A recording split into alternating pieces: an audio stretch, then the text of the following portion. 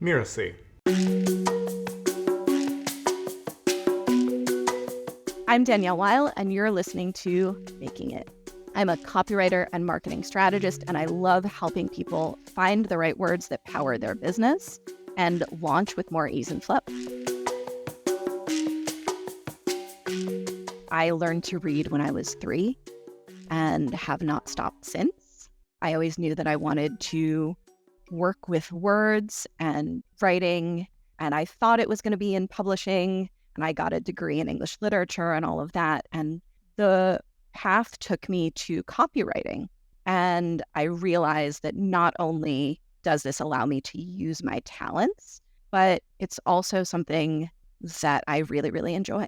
I was in New York and needed money, and I was, doing some jobs here and there, but it wasn't cutting it. And I connected with a mentor who essentially paid me to do a project. And I remember that first payment, I was like, ooh, I can make good money doing this.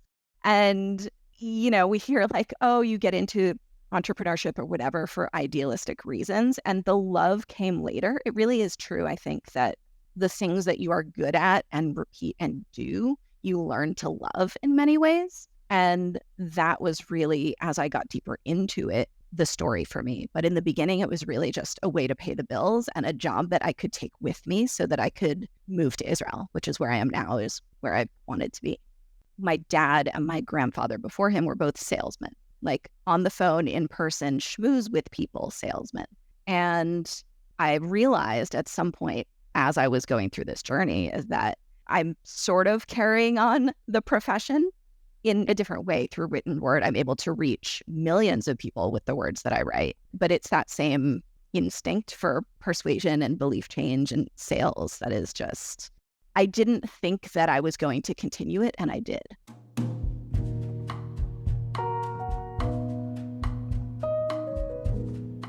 Writers write every day.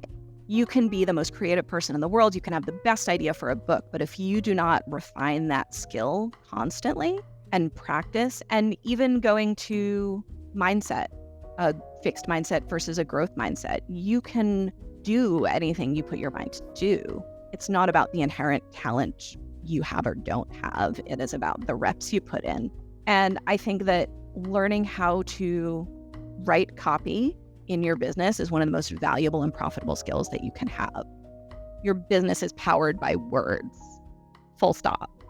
And knowing how to wield those words, and it's easier than you think because it's not about necessarily being creative. It's about using and leveraging the human shortcuts, the buyer psychology, the persuasion that we all know, and telling your story in a way that is true and authentic and real and relatable using frameworks that already exist. So you don't have to be an artist. You don't have to be a writer. If you ask my daughter, we were just at a contemporary art museum. We were in Italy. She was walking us through it. And she says, okay, contemporary art is the belief that everybody is artists and everything is art and everybody should share their art. Yes, okay. And so we're sort of in this, postmodern contemporary universe where anything with enough thought behind it, like you don't have to have the technical drawing skill that we once had. You just have to make people think and believe and change. Being in the right rooms with the right people is often more valuable than having the right information or training, so to speak. And the friends and connections and network that I've built have always been more powerful and more valuable and more motivational for me than consuming more information. That was not what I needed. What I needed was the connections, the friendships, the different perspectives. And so people over just more info, because you can watch a trading on this and read a book on that. Although most books, it should be a one-page summary. We get it. But it's always going to be the people that change you and that allow those beliefs to change. And, it sounds a little counterintuitive saying that after I spent a lot of time talking about the power of words, but who writes words? And if you do it well, then it creates a relationship between you and the reader, right? So it's the connection that builds the bridge.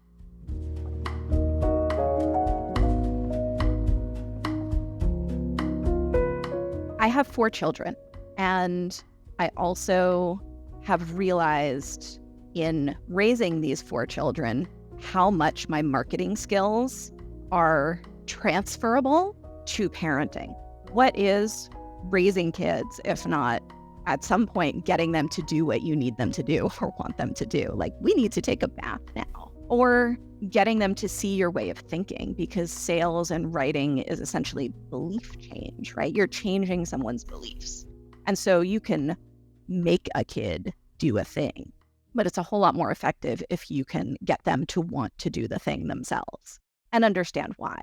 If there were one belief I could change, it would be that we are more similar than we are different, and that we all have these shortcuts that we take in life to get through life. And sometimes those shortcuts, marketers use them, the levers of persuasion, right?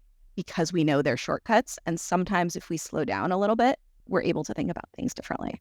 As a marketer, the one thing is a technique that's used quite a bit, right? When you can say, oh, there is this one thing that will help you lose weight, or this one thing that will help you succeed, or this one trick, this one technique. You see it everywhere, right? And when you narrow your focus down to just one thing, you lose a lot along the way. You lose the nuance. You lose the many factors along the way, the complexity that actually exists in real life.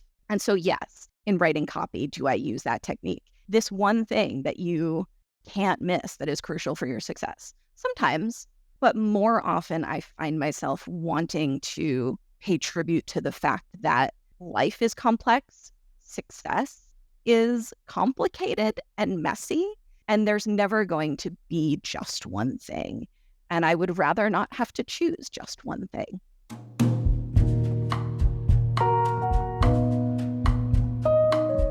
What does making it mean to me? Well, it's not a multi-million-dollar empire. It's not about being famous. It is about being able to have the business I want, the balance I want, not worry about money, help as many people as possible, and have those experiences with my kids.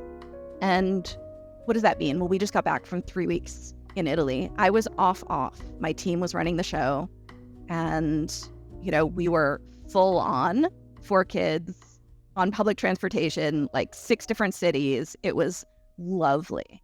And being able to travel, being able to have that quality time with them, and also have a business that lets me be in my zone of genius and help people. The combination of that's it. There's always going to be, okay, what is the next goal? What's the next revenue goal? What is the next, thing along the path? That journey isn't going to end. But what I've learned after beating myself up for so long about not being where I wanted to be, is that if I really take a step back and look at it, yes, what have you done? Because we all sort of see the hill that we're climbing and we look at the top and go, wow, that's really far. And sometimes it's worthwhile to turn around, to turn backwards and look down and see how far we've come. And so that this year has been my goal, my practice, to look at the journey that I've been on and say, hey, I'm actually in a really good place. Sure, it's not perfect. Sure, I've got goals. Sure, I'd love to be here next year. That'd be awesome. But what I've got right now, pretty great. I'm Danielle Weil, and you've been listening to Making It. You can find me at dwcopy.com. Making It is part of the Mirasee FM podcast network, which also includes such shows as Just Between Coaches and Once Upon a Business. This episode of Making It was produced by Cassandra Topperwien and Geoff Govertsen. That's me. Cynthia Lamb is a supervising producer, and Danny Eni is our executive producer. To catch the great episodes that are coming up on Making It, please follow us on YouTube or your favorite podcast player. And if you enjoyed the show, please leave us a comment or a starred review. It's the best way to help us get these ideas to more people. Thank you, and we'll see you next time.